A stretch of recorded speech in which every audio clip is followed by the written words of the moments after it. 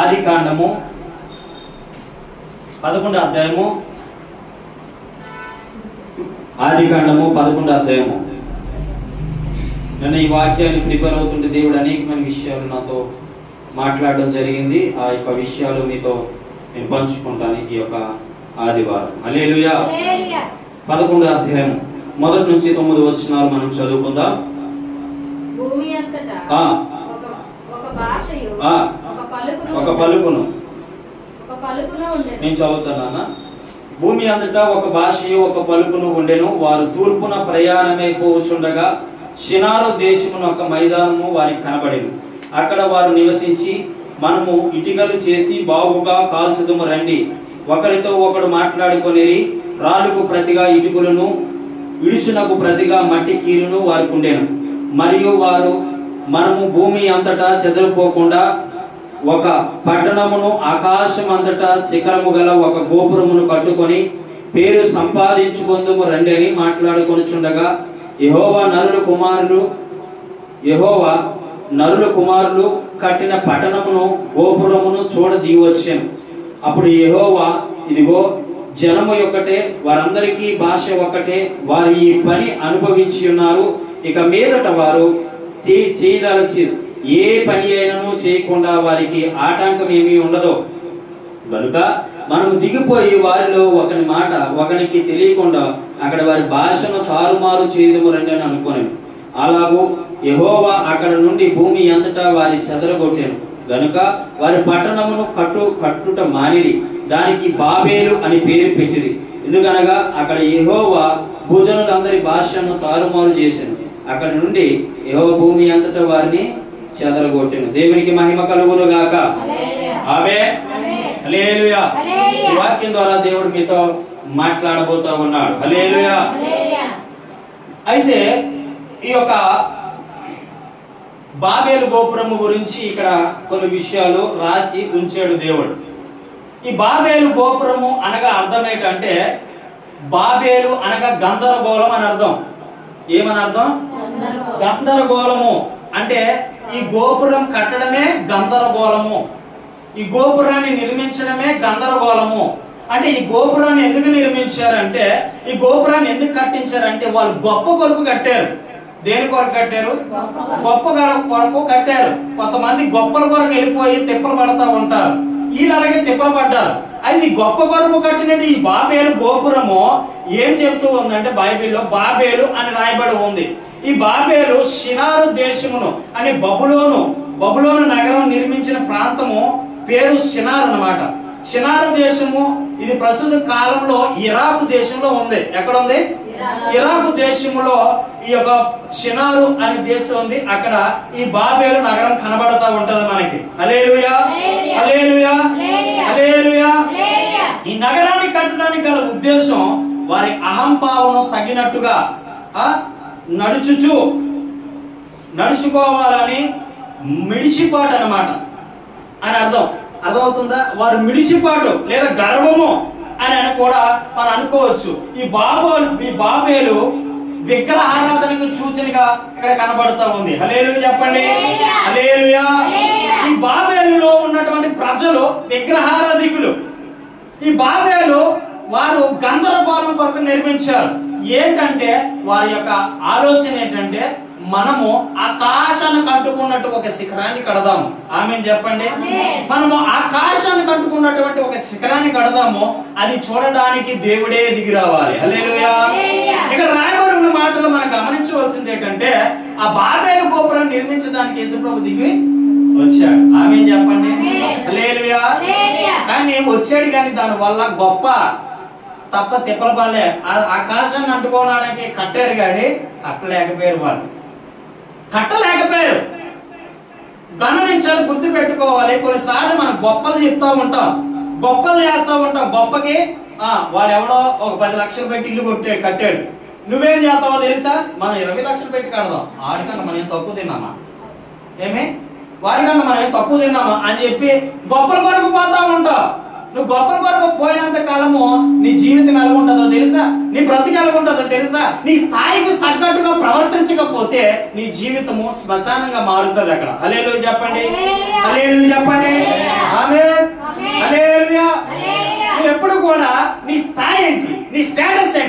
జీవితం ఏంటి, నీ జీవిత విధానం ఏంటి అది తెలుసుకోకుండా నీ గొప్పలేకపోతే నీ జీవితము శ్మశానంగా మారుతుంది. అప్పుడు ఎవరు నిన్ను విడిపించలే. ఆమె అవునా కాదు? వాడు ఎవడో 10,000 సెలవున్నాడండి, వాడు ఎవడో 10,000 సెలవున్నాడు.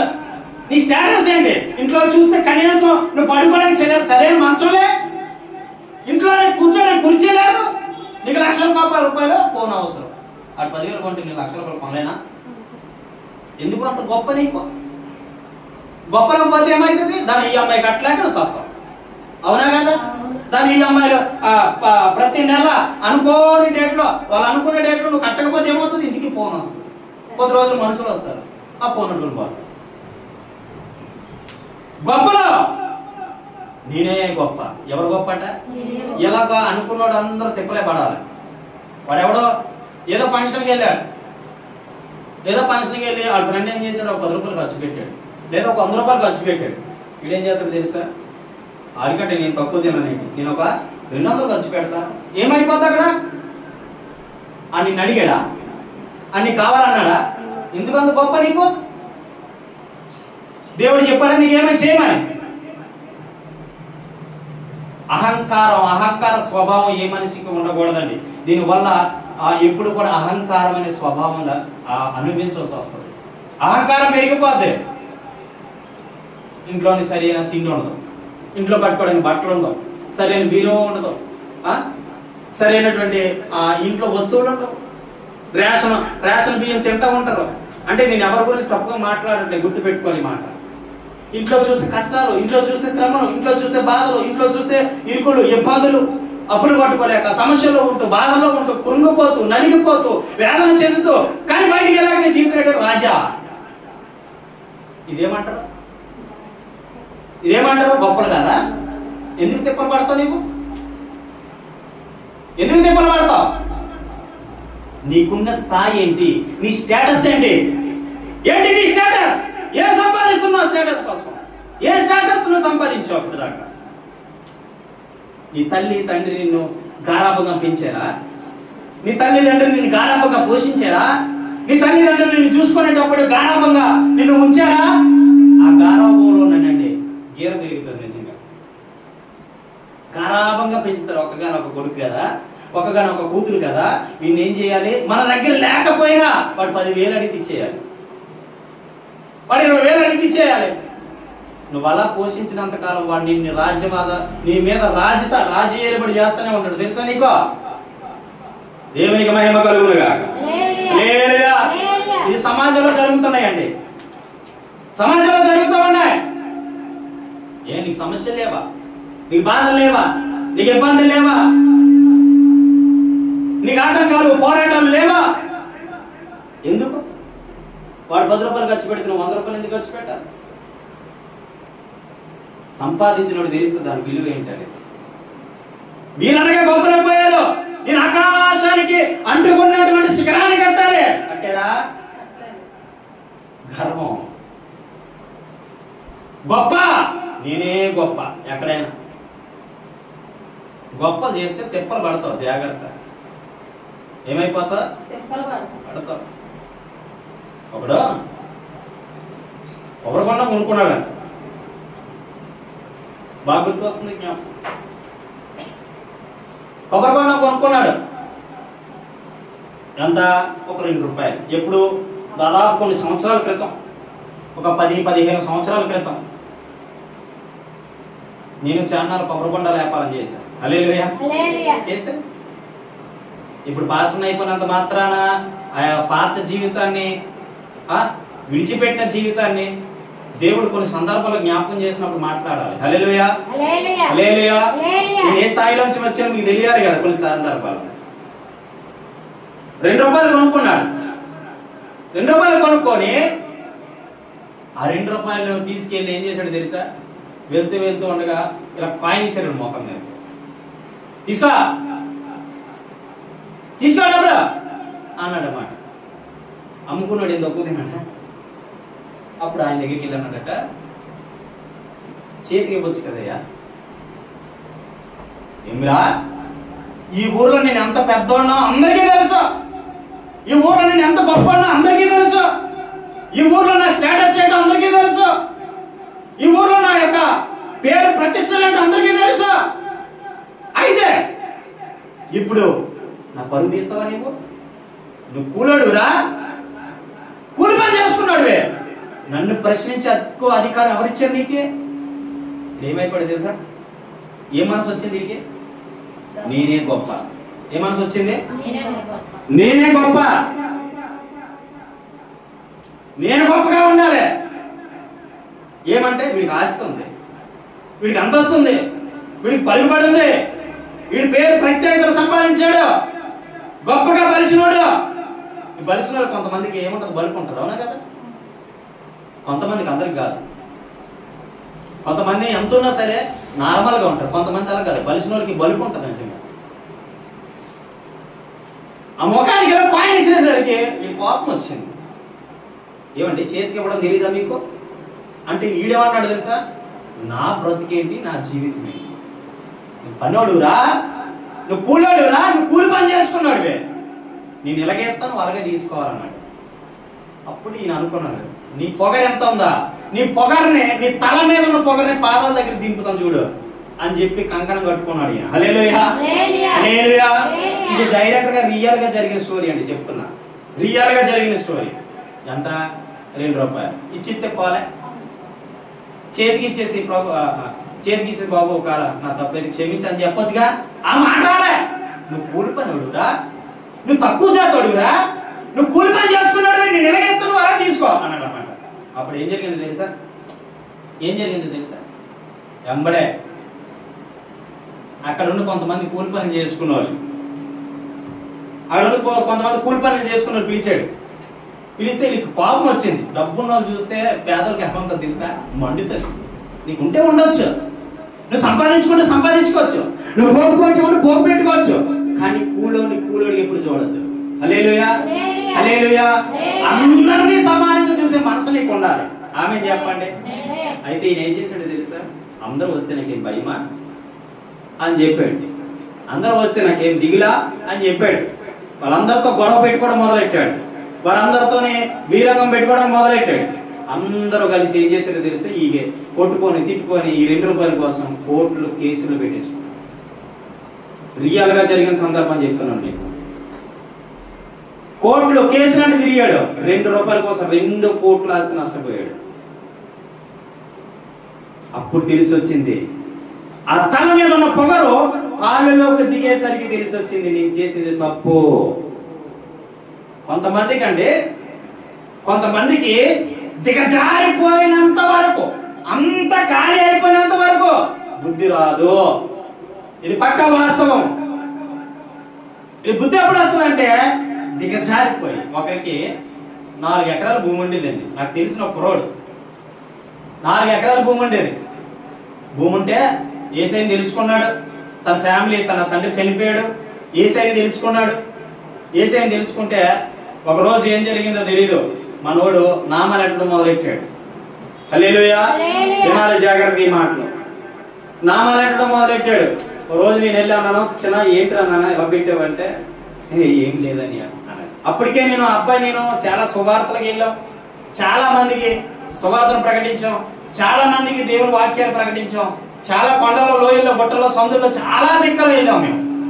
ఆమె కానీ ఒక రోజు ఏం చేసాడు, విభూతి పెట్టుకుని వచ్చాడు నా దగ్గరికి. వస్తే నేను చెప్పా, ఏంది నాన్న ఈ అలవాటు అంటే, ఏం లేదని అన్నాడు. ఏమి లేదని అన్నాడు. అంటే ఏమైందిరా నీ జీవితం, ఎందుకు ఎలాగైపోయింది, ఏమైపోయింది, ఏమి ఎలాగైపోయావు అని అడిగేసరికి ఏమైందో తెలుసా? తన ఒక్కగానో ఒక అమ్మాయిని ప్రేమించాడు. ఆ అమ్మాయి చెప్పడం ఈ అబ్బాయి చేయడం. ఆ అమ్మాయి అన్నిరాలు, మనోడు క్రైస్తవుడు. అయితే ఆ అమ్మాయి చెప్పినట్టు విన్నాడు. ఫస్ట్ ఆత్మీయ జీవితాన్ని కోల్పోయాడు. హల్లెలూయా. ఫస్ట్ తన కలిగి ఉన్నటువంటి ఆత్మీయ జీవితాన్ని కోల్పోయాడు. ఎందువల్ల తెలుసు? ఒక అమ్మాయి మాట వినడం వల్ల. ఆత్మీయ జీవితాన్ని కోల్పోయాడు. అయితే ఆ అమ్మాయి పక్క అంటే ఎవరి భక్తి వాలిది, ఎవరి ప్రార్థన వాలి, ఎవరి పుణ్యకార్యాలు వాలి. నేను ఎవ్వరి గురించి తప్పు మాట్లాడలేదు, తెలిసిన అబ్బాయి కొరకు నేను తప్పుగా మాట్లాడట్లేదు, కానీ తెలిసిన వ్యక్తి కాబట్టి సందర్భం వచ్చింది కాబట్టి చెప్తున్నా. తను ఒక గుడికి వెళ్ళేవాడు, ఆమాలు పెట్టుకునేవాడు, అంత బాగానే చూసుకునేవాడు. అయితే ఈ అమ్మాయి ఆ అబ్బాయిని అలా మార్చేసింది అన్నమాట. ఎవరు మార్చాడు? చూడండి, అమ్మాయే అబ్బాయిని మార్చేసింది. ఈ అబ్బాయి అప్పుడు దాకా నా భార్య కూడా తెలుసు ఆ అబ్బాయి. ఈ అబ్బాయి ఎలా ఉంటాడంటే ప్రార్థన చర్చు అని ఉండేవాడు. కానీ ప్రేమలో పడేక గుడి ఇల్లు, గుడి ఇల్లు, మొత్తానికి ఇద్దరు కలిసి నేను చెప్పా, తను చేసుకోవడం వల్ల నీకు నెమ్మది ఉండదు, సుఖం ఉండదు, శాంతి ఉండదు, సమాధానం ఉండదు, నీ ఇల్లును కోల్పోతావు, నీ పొలాలు కోల్పోతావు, మొత్తం కోల్పోతావు, వద్దు అన్నిలు చేసుకోకూడదు మనం అని చెప్పా. వెళ్ళలేదు. కొద్ది రోజులు ఎవరికే చెప్పకుండా పెళ్లి చేసుకున్నారు. పెళ్లి చేసుకున్న తర్వాత తనకు 4 ఎకరాల భూమి ఉండేది. 4 ఎకరాల భూమిని పోనీ ఏదో పెళ్లి చేసుకున్నాడు, పోనీ ఏదో సుఖంగా ఉంటున్నాడంటే వీడికి అంత తెలిసిన స్టేటస్, నా స్టేటస్ ఏ వేరని మారిపోయింది, నా విలువే వేరని మారిపోయింది. 95,000 పెట్టి ఒక కారు కొన్నాను తనకి, నేనే కొన్నాను. 95,000 పెట్టి కారు కొన్నాం, డ్రైవింగ్ నేర్పించాను, డ్రైవింగ్ చేసుకున్నాడు. నేను అప్పుడప్పుడు బేరాలకు వెళ్తూ ఉండేవాడిని ఆ కారు మీద. అయితే ఈ వ్యక్తి ఎలా మారిపోయాడంటే ఆ 95,000 కారు కాదు, నేను పెద్ద కారు కొనియాలి. అరే నాయన, నీకున్న డబ్బుతో నిన్ను సంతృప్తి చెందొచ్చు కదా, నీకున్న దాన్ని బట్టి నువ్వు ఆలోచించాలి కదా. నువ్వు కావాలని కోరుకున్న ఒక కారుని దేవుడు ఇచ్చాడు కదా, మరి నువ్వెందుకు ఇంకా పెద్ద కారు కొనియాలి? 12 లక్షలు పెట్టి కారు కొనేసాడు. నాకు తెలియదు, 12 లక్షలు పెట్టి కారు కొనేసాడు. కారు కొనేసిన తర్వాత ఒక 3-4 రోజులు గడిచి నాకు ఫోన్ చేశాడు, అన్నయ్య కొత్త కారు కొన్నాను రావా అన్నాడు. ఏరా నీ బుద్ధి అలా తిరిగింది అన్నాడు.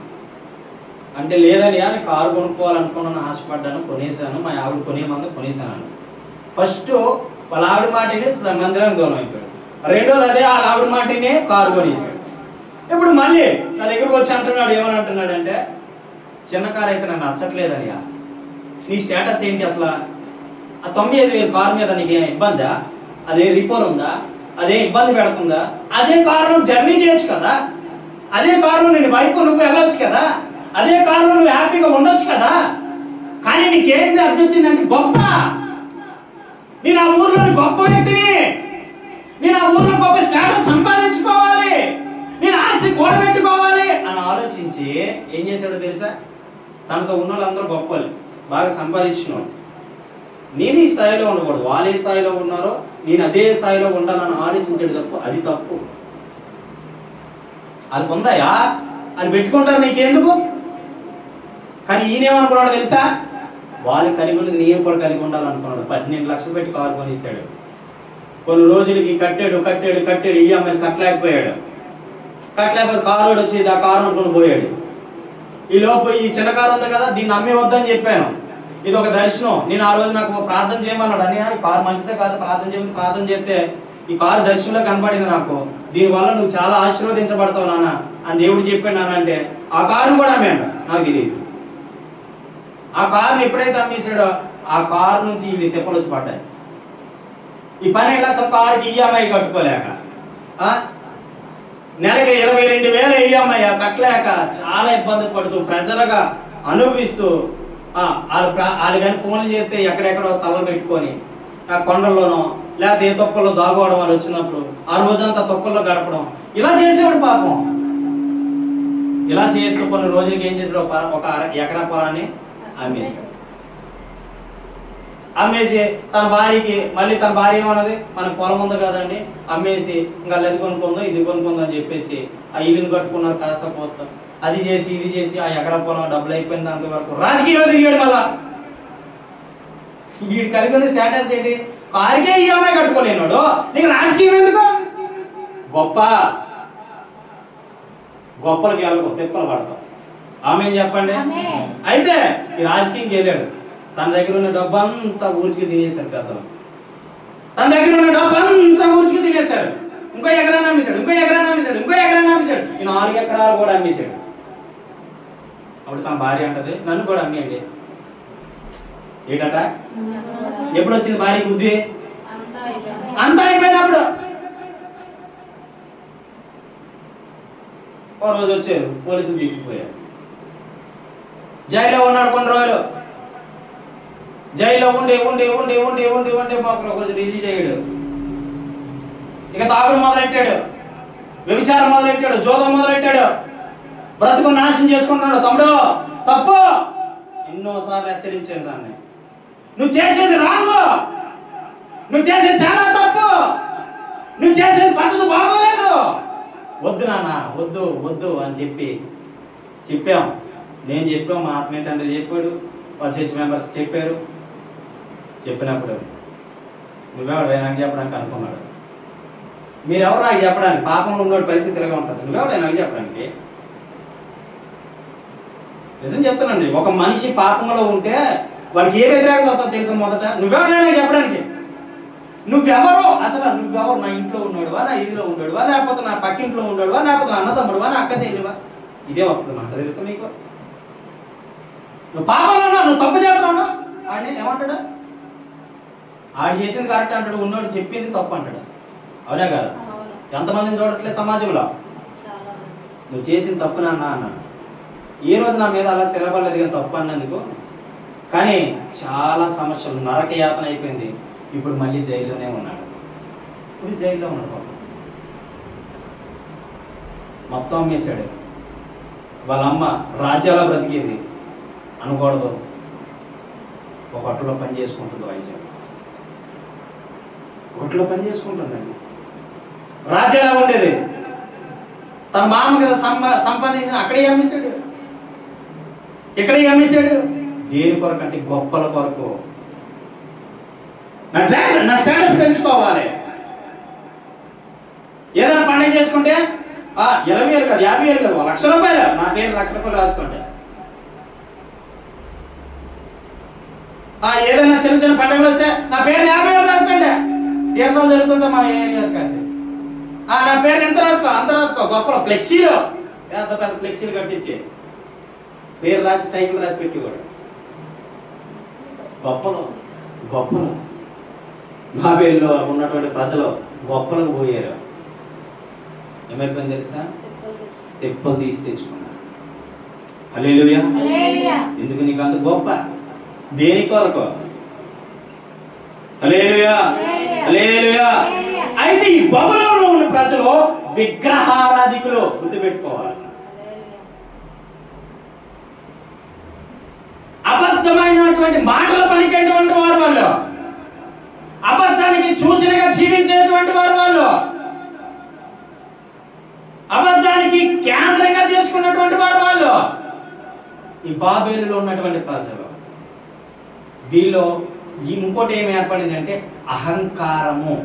అదే అహంకారము. అర్థమవుతుందా? అహంకారం ఏర్పడిందండి. చూడండి, సామెతల గ్రంథము 15వ అధ్యాయము 25వ వచనం. సామెతల గ్రంథము 15వ అధ్యాయము 25వ వచనం ఒక మాట తెలియజేస్తూ ఉన్నాడు దేవుడు. చదవాలి త్వరగా. 15:25. గర్విష్ఠుల ఇల్లు యెహోవా పెరికివేయును, విధవరాలిని పొలిమేరను ఆయన స్థాపించును. చూడండి, గర్విష్ఠులు, గర్వము ఏ మనిషిలో అయితే ఉంటుందో, ఏ కుటుంబంలో అయితే ఉంటుందో, ముందు నాశనానికి ముందు ఏమవుతుంది? గర్వం ఏర్పడుతుంది. దేవుడికి దూరం అయిపోయినప్పుడు అలాగే అనుకుంటావు నువ్వు. ఏమైపోంటావు తెలుసా? నా ఇష్టం. ఎవడు చెప్పిన ఏమంటావు? నా ఇష్టం. నా ఇష్టం అంటే నా జీవితం అంటే నా ఇష్టం, నువ్వెవరు చెప్పడానికి అనేటువంటి విధానంలో వచ్చేస్తావు. గర్వం ఒక మనిషిని నిట్టు నిలువుగా నాశనం చేసేది అదే. ఒక మనిషిని అభివృద్ధి చెందకుండా చేసేసేది అదే. ఒక మనిషిని పాడు చేసేది అదే గర్వం. గర్విష్ఠులు ఇల్లు ఏమైపోదట? నాశనం అవుతుంది. చెప్తుంటాడు దేవుడు, నీ జీవితాన్ని మార్చుకోకపోతే నాశనం అవుతావు. ఇశ్రాయేలు ప్రజలు చెప్పాడు, ఇశ్రాయేలు ప్రజలకి వాగ్దాన భూమిలోకి తీసుకెళ్తానని చెప్పాడు. దాన్ని చూడలేకపోయారంటే కారణం తెలుసా మీకు? 11 లేదా 8 రోజుల్లో ఆ యొక్క కానాను దేశంలోకి మిమ్మల్ని నడిపిస్తాను అని వాగ్దానం చేశాడు దేవుడు. వాగ్దానం చేశాడా? మీకు ఎన్నోసార్లు ప్రవచనాలు వచ్చాయా? దేవుడు మాట్లాడాడా? అయితే ఈ ఇశ్రాయేలు ప్రజల దగ్గరికి వస్తే ఇశ్రాయేలు ప్రజలు ఆ 11 రోజుల్లో ఆ యొక్క కానాను దేశంలో చేరగలిగారా? ఎందుకు చేరలేకపోయారు? వారు చేసిన పొరపాట్లు అక్కడ చేరకుండా వారి జీవితాలు ఆపేశాయి, ముగించేశారు.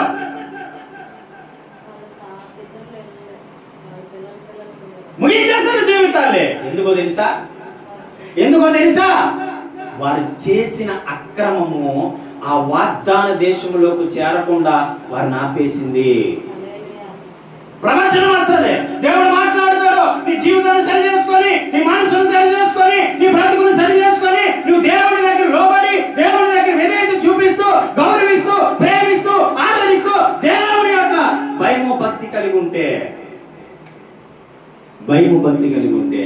దేవుడు ఏమంటాడు తెలుసా? నువ్వు ఏ వాగ్దానం అయితే సంపాదించుకున్నావో అదే వాగ్దానానికి నేను నడిపిస్తాను. కానీ తప్పిపోతావు చూసావా? తప్పిపోతే ఏమవుతుందో తెలుసా? అక్కడక్కడ దిగుతావు తప్ప ఆ వాగ్దానాన్ని నువ్వు చేరుకోలేవు. సేమ్ ఇశ్రాయేలు ప్రజల తప్పిపోతే అక్కడక్కడే తిరుగుతావు, కానీ దేవుడు విడిచిపెట్టడండి ఎప్పుడు కూడా. నరులని దేవుడు ఎప్పుడు విడిచిపెట్టడో, నరులే దేవుడు విడిచిపెడతారు. ఆమేన్ చెప్పండి. నా మాటలు అర్థమవుతున్నాయి మీకు? దేవుడు నరులు విడిచిపెట్టడు, నరులే దేవుని విడిచిపెడతారు. హల్లెలూయా. కావాలని. ఇప్పుడు మనిషిని దేవుడు విడిచిపెడుతున్నాడా? దేవుణ్ణి మనిషి విడిచిపెడుతున్నాడా? దేవుణ్ణి మనుషులే విడిచిపెడుతున్నారు కాబట్టి అక్రమం ఏర్పడతా ఉంది. ఎందుకు తప్పిపోతూ ఉంటావు? ఎందుకు దేవుడికి దూరం అయిపోతావో? ఎందుకు నువ్వు దేవుని మాట వినట్లేదంటే గర్వం ఏర్పడింది నీకు తెలియకుండానే.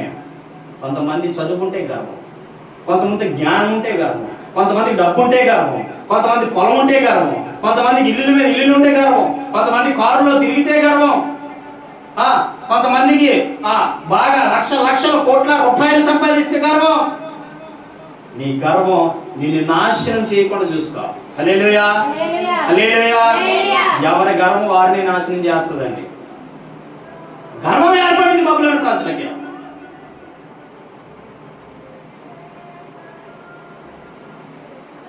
గర్వం, ఒక మనిషిలో గర్వం ఏర్పడితే చాలా ఇబ్బంది పడాల్సిన పరిస్థితులు వస్తాయి. చాలా ఇబ్బందుల పరిస్థితులు ఉన్నాయంటావు. గర్వానికి చోటు ఒక బిడ్డ పడిపోతావు. ఒకరి మార్గం ఒకరికి యథార్థంగా కనబడుతుంది. చెప్పాలి, ఒకరి మార్గము ఒకరికి యథార్థంగా కనబడుతుంది, కానీ తుదికి అది నాశనానికి నడుపుతుంది. నీ మనసు చెప్తుంది, నువ్వు ఇలాగే వెళ్ళిపో, ఇలాగే ఉండు, ఇలాగే నడుచుకుంటూ వెళ్ళిపో అని చెప్తా చూడు. నీ మనసు మాట నువ్వు విన్నావు, మోసపోతూ ఉన్నావు. దేవుడి మాట విను. ఆమేన్ చెప్పు. హల్లెలూయా. దేవుడి మాట విను, దేవుడి మాట ప్రకారం నడు, దేవుడి మాట ప్రకారంగా జీవించు, దేవుడి మాట ప్రకారంగా బ్రతుకో.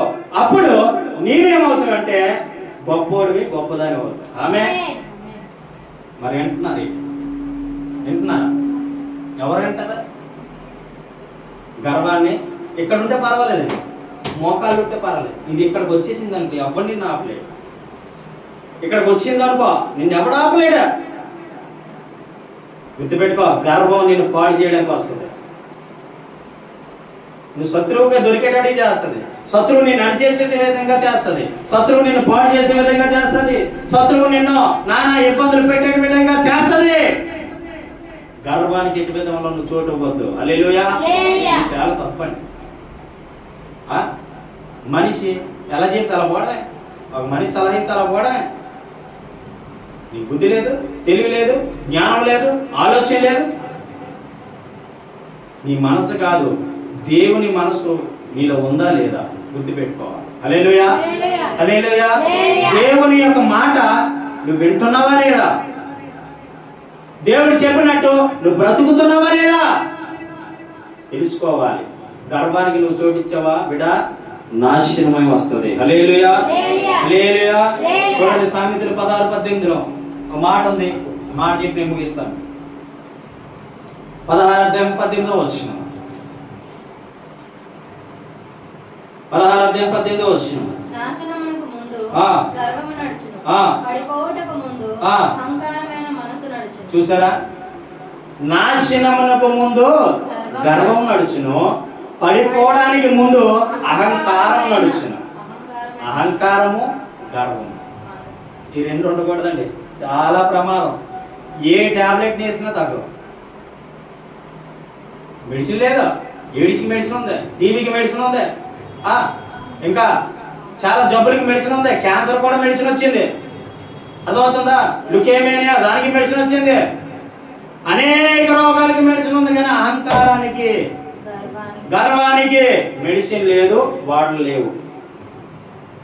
ఎవడ తీయలే. నేను కొంతమంది చూడండి అనుకోకుండా ఇలా గుద్దినా సరే అంటరా అంటాడు. ఎందుకు? పొగరా, బలుపు. అవునా కదా? అది గర్వం, హృదయంలో గర్వం. ఇప్పుడు కూడా అండి దేవుని నమ్ముకునే ప్రజలు ఎలా ఉండాలంటే చిన్న పిల్లల్ని మనసు పోలిన వారే ఉండాలి. ఆమె చెప్పండి. హల్లెలూయా. ఎవరు ఏమన్నా సారీ బ్రదర్ అంటే నీ మాట స్మూత్ గా ఉండాలి, నీ నడవడిక స్మూత్ గా ఉండాలి, నీ జీవితము స్మూత్ గా ఉండాలి. నిన్ను చూసేవారు ఏంటి ఇంత నెమ్మదితనం, ఏంటి ఇంత చక్కగా మాట్లాడుతుంది, ఏంటి ఇంత చక్కగా నడుస్తుంది, తన బుద్ధి అంటే ఇలా మారిపోయింది, తన జీవితం అంటే ఇలా మారిపోయింది, తనకు తను అనుకొని మార్పు చెందాలి. ఆమేన్. హల్లెలూయా. నువ్వు దేవుని నమ్ముకొని కొంతమంది కై కై కై అని అరుస్తారు. అలాగే అరిస్తే నీకు అన్నిలు పెద్ద తేడలేదు. హల్లెలూయా. అరకో ప్రేమ చూపు. హల్లెలూయా. ఎలాంటి శత్రువైనా మారిపోతుంది. ఎలాంటి శత్రువైనా మారిపోతాడు. హల్లెలూయా. దుష్టుడు సిగ్గుపడతాడు, నవ్వుతాడు, పోతాడంతే. హల్లెలూయా. ఏమనుకుంటున్నా? ప్రేమలో ఉన్న శక్తి దేంట్లో లేదా? రా అంటే వాడికి సారీ కదా నీ తప్పైనా ఏంటి అని కలిసేవాడికి ఏం లేదు కదా సారీ. వీడేనా ఇంత తిట్టినా, వీడేంటి ఎంత కాను కొనుక్కున్నాడు? మార్పు. హల్లెలూయా. ఆ మనసు మార్పుని తీసుకొస్తుంది. చిన్న పిల్లల్ని పోలి నడుచుకునే మనసు ఏది ఉండాలి. హల్లెలూయా. కొన్ని గొడవల్ని ఈ శాంతం కలిగిన మనసు ఆపేస్తుంది.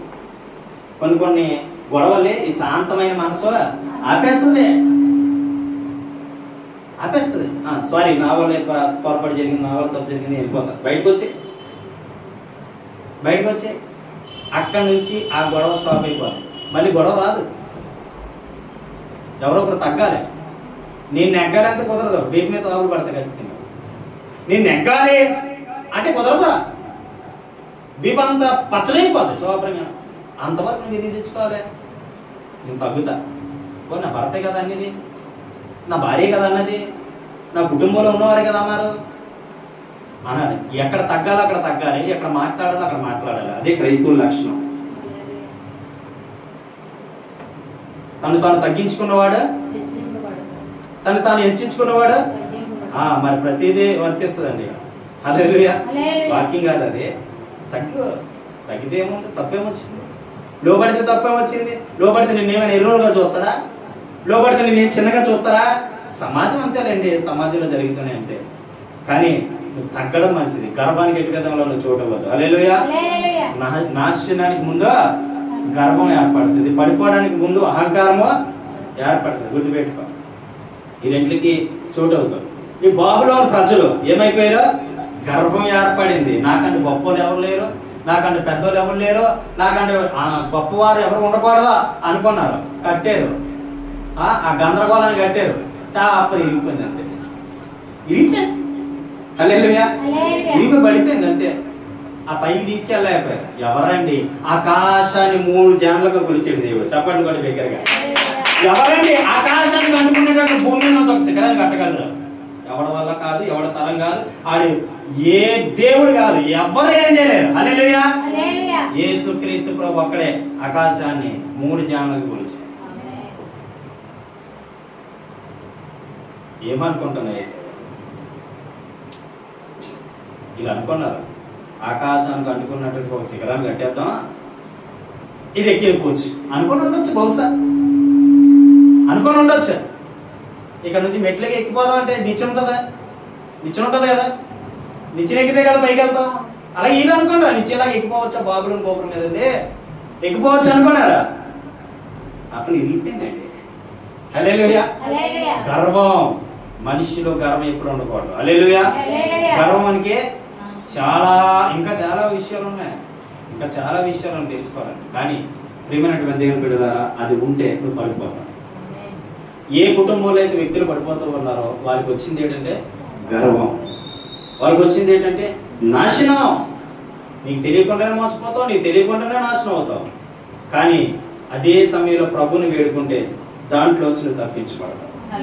ఆమె చెప్పండి. హల్లెలూయా, హల్లెలూయా. దేవుడి మాటలు దీవించును గాక, దేవుడి మాటలు ఆశీర్వదించును గాక. చిన్న ప్రార్థన, కళ్ళు మూసుకున్నట్లయితే ఒకసారి మీ హృదయాలు మీ మనస్సులో వేడుకుందాం ప్రార్థన. మహాపరిశుద్ధుడివైన తండ్రి, మీ పరలోకమందున ప్రభు గొప్ప దేవుడా, ఇదిగో తండ్రి నీ యొక్క బిడ్డలు మీరు చెప్పిన మాటను ప్రతిని పట్టుకొని నాయనా అహంకారము గర్వము నాయనా విడిచిపెట్టి నిన్ను సేవించే మనసు, నిన్ను ఆరాధించే మనసు, నిన్ను గణపరిచే మనసు బిడ్డలకు అనుగ్రహించండి. మీ కృపలో మీ దయలో నడిపించండి, సహాయం చేయండి. పడిపోవడానికి ముందు గర్వం నడుస్తుంది. వారి జీవితాలు గర్వంతో కాకుండా గొప్పగా ఈ నామాన్ని గణపరిచి బిడలుగా కట్టుకోవడానికి సహాయం చేయండి. వాళ్ళ మనసు మారి నూతన మగుట వలన రూపాంతరం పొందడానికి నేను వాక్యం శ్రమిస్తుంది. మనసు మార్చుకొని రూపాంతరం పొంది నిన్ను స్తుతించే భాగ్యాన్ని దయచేయమని మా ప్రియుడు రక్షకుడైన యేసుక్రీస్తు వారి అతి శ్రేష్టమైన నామం ప్రార్థిస్తున్నాం తండ్రి. ఆమేన్, ఆమేన్.